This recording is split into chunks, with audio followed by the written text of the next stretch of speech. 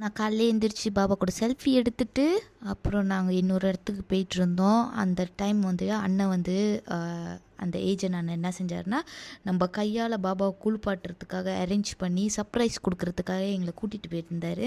So அப்படியே மும்பை அப்படியே சுற்றி பார்த்துட்டு ஆட்டோவில் அப்புறம் பாபாவை பார்க்க போயிட்டோம். இவர் தான் அந்த பாபா. ஸோ எங்கள் கையால் குளிப்பாட்டி எல்லாம் ஆர்த்திலாம் எடுத்து பாபாவுக்கு எல்லாம் அலங்காரம் செஞ்சோம் எங்கள் கையால். அடுத்தது நாங்கள் எங்கே போனோன்னா, பாபா வந்து ஒரு நபர்கிட்ட இந்த காசு கொடுத்து வச்சுருந்தாங்க. இந்த காசு வந்து நம்ம போய் தொட்டு கண்ணில் ப்ரே பண்ணி வைக்கலாம்.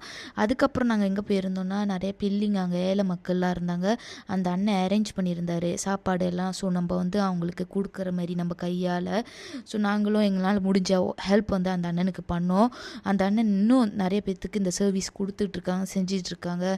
ஸோ தாராளமாக அந்த அண்ணன் ஷிரடிக்கு போகிறீங்கன்னா அந்த அண்ணனை புலனும் பண்ணிவிட்டு நீங்கள் அவர்கிட்ட போகலாம்.